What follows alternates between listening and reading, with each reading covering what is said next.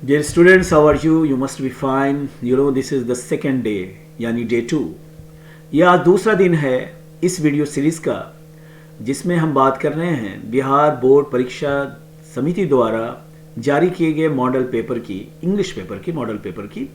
और जैसा कि आप जानते हैं कि पिछले क्लास में हमने 20 क्वेश्चंस के आंसर बताए थे और उनके एक्सप्लेनेशंस।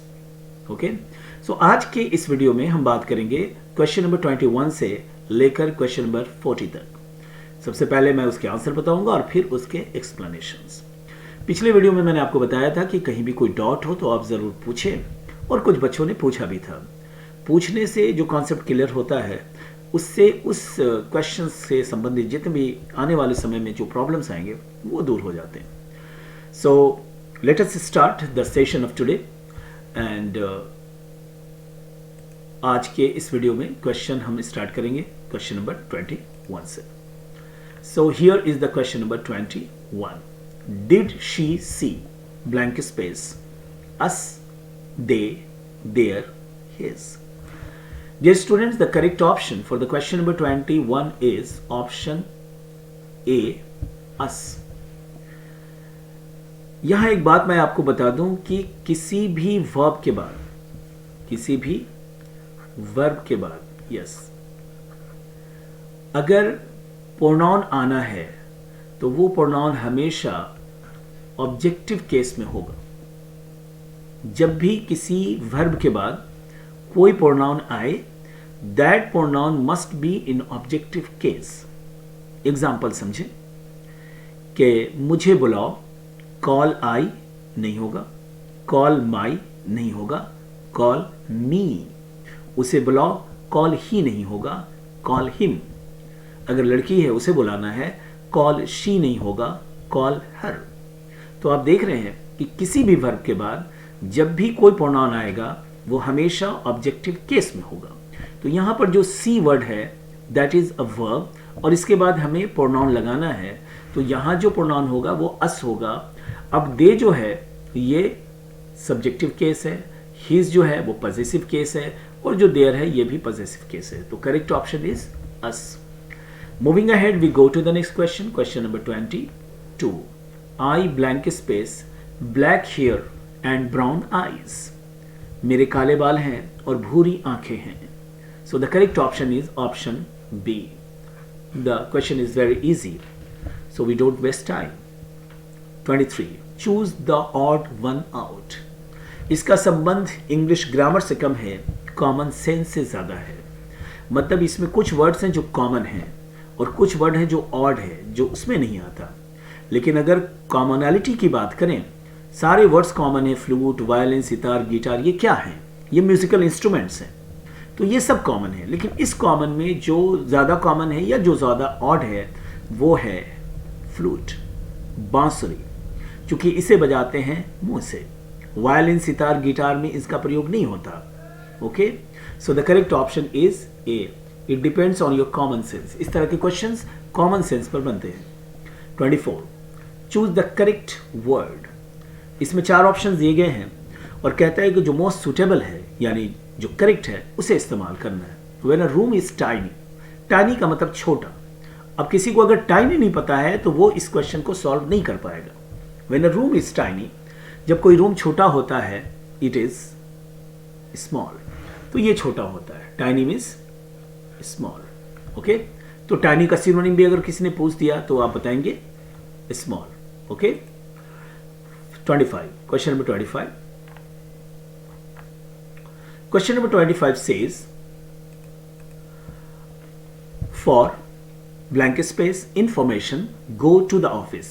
4 ऑप्शंस हैं, फर्दर, फार्दर, आइदर, नाइदर। तो यहां पर जो करेक्ट आंसर होगा वो होगा option A, for further information. Further का मतलब होता है और ज्यादा। इसके अतिरिक्त अगर इंफॉर्मेशन चाहिए तो आपको ऑफिस जाना होगा। ये जो फार्दर है वो फार का कंपैरेटिव डिग्री है, मतलब और ज्यादा दूर। नाइदर ना तो, और आइदर या तो। So the correct answer is further. Further मतलब इसके अतिरिक्त, इसके अलावा। Okay, so moving ahead we go to the next question, question number 26, that is now on the screen. He wanted to buy blank space mangoes, much mangoes, any mangoes, little mangoes, some mangoes. The answer is very simple. The correct answer is option D, some. अब some क्यों हुआ? Much मतलब बहुत, और ये आता है uncountable noun के लिए. एनी मतलब कोई, ये आता है सिंगुलर के लिए नॉर्मली, और लिटिल का मतलब थोड़ा, ये भी आता है अनकाउंटेबल के लिए. और यहाँ मैंगोज जो है वो क्या है? काउंटेबल नाउन है. So the correct option is option D, some. Okay. 27. Question number 27 is now on the screen. Nishtha tried to solve the problem, but she cannot, could not, may not, might not. बात past की हो रही है. देख लें आप, ये tried है. ट्राइड मतलब V2 यानी पास्ट इंडिफरेंट. तो जो भी आएगा वो पास्ट का आएगा. So the correct option is option B, could. अब कैन प्रेजेंट है, मे प्रेजेंट है, कुड पास्ट है, और माइट भी पास्ट है. अब आपके मन में प्रश्न आ सकता है कि माइट क्यों नहीं होगा? यस, आ रहा है. माइट इसलिए नहीं होगा क्योंकि बात यहां कैपेसिटी शो करने की है कि निष्ठा ने प्रॉब्लम को सॉल्व करने की कोशिश की, लेकिन वो कर नहीं पाई. मतलब करने की कैपेसिटी उसके पास नहीं थी. तो बात कैपेसिटी की है, इसलिए कुड का प्रयोग करेंगे. 28. Question number 28.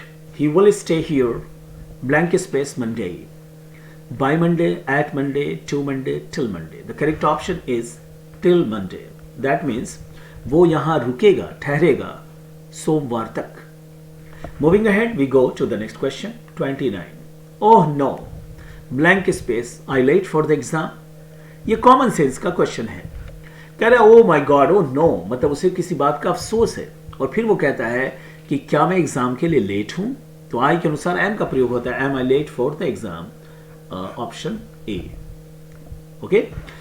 Question number 13. I sat on my front step. I looked across the street. ये दो सेंटेंस है और इसे कंबाइन करना है. मतलब you have to make two sentences into a single one. दो को एक में बनाना है विदाउट चेंजिंग द सेंस. तो I sat on my front step, मैं आगे के जो सीढ़ियां थी मैं उस पर बैठा था और मैं रोड के उस तरफ मैंने देखा. तो अब आंसर होगा यहां पर कि I sat on my front step and looked across the street. The option is option D. ये ऑप्शन बी ही है जो एग्जैक्ट सेम मीनिंग दे रहा है. बाकी कोई सेंटेंस में वो बात नहीं आ रही है. ओके. तो जैसे आप देख लें कि सी की बात करें तो टू लुक्ड है, टू के बाद V2 है जो कि कभी नहीं हो सकता. And sat and looked on my front step, उसने सीढ़ी को देखा. नहीं, ऐसा नहीं था. उसने सीढ़ी पर वो बैठा और फिर उसने सड़क की दूसरी ओर देखा. Question number 31. ये वन वर्ड सब्स्टिट्यूशंस के क्वेश्चंस है. कहता है कि one who loves one's country, वो जो अपने देश से प्रेम करे उसे क्या कहते हैं? रिवोल्यूशनरी, क्रांतिकारी, ट्रेटर, देशद्रोही, एम्बेसडर, राजदूत, या पैट्रियट, देशभक्त? Yes, the correct answer is option C, one who loves one's own country. 32. You can blank space words in a dictionary. तुम शब्दकोश में शब्दों को ढूंढ सकते हो, देख सकते हो.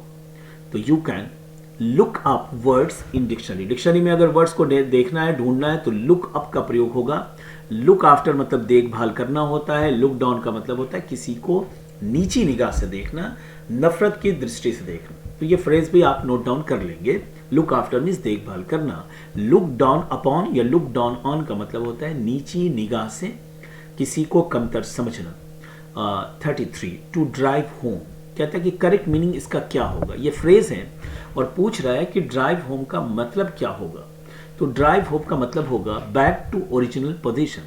जब आप घर वापस आते हो, मतलब जहां से चले थे वहीं आ गया, इसका मतलब तुम ओरिजिनल पोजीशन में आ गए. Option C. Moving ahead, we go to the next question. Question number 34. Choose the correct spelling. 4 option है, 3 गलत हैं, 1 सही है. आपको सही वाला चूज करना है. And the word is very common. The correct answer is option B, servant. SERVANT. 35. I try to resolve the complex situation.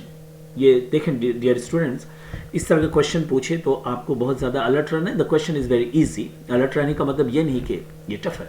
I try to resolve the complex situation. मैंने कोशिश की इस जटिल समस्या को हल करने की. कहता है कि आइडेंटिफाइड द एडजेक्टिव, कि इसमें एडजेक्टिव कौन सा वर्ड है. तो ध्यान दें, ये सिचुएशन नाउन है. ओके. और ये जो कॉम्प्लेक्स है ये नाउन के पहले आया है। कोई भी वर्ड नॉर्मली जो नाउन के पहले आए that must be an adjective.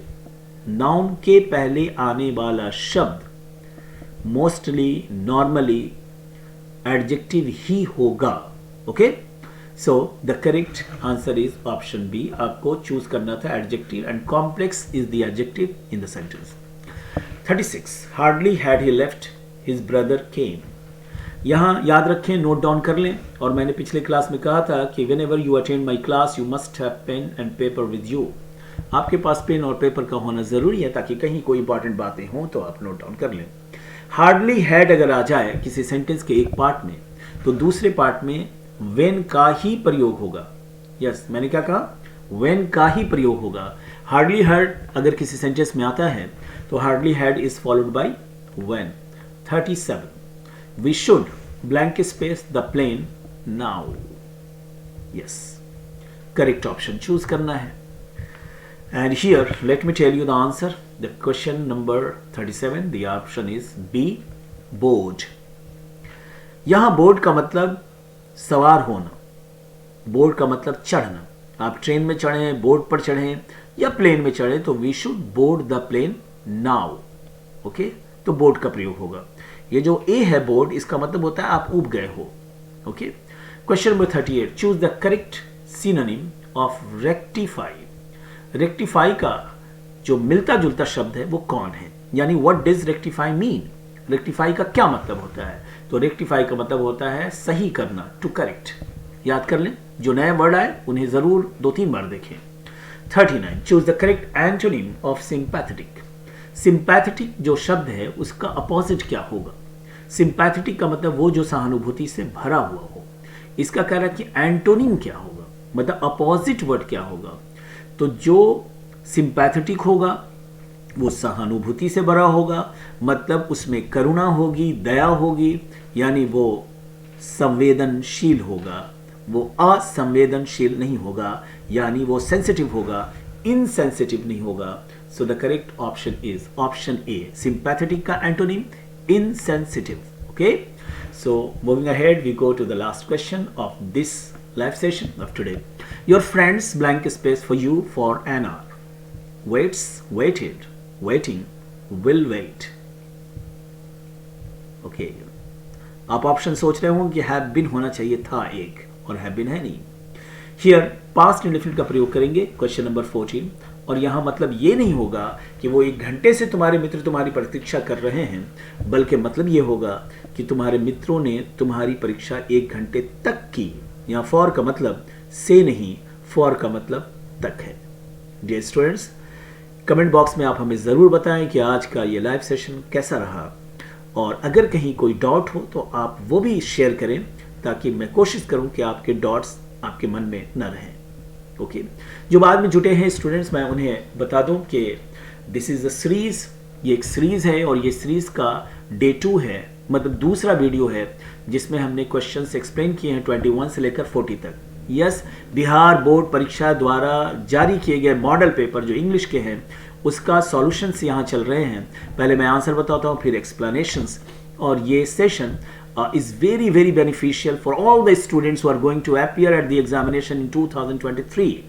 Yes, ये बहुत ज़रूरी है इस सेशन को अटेंड करना।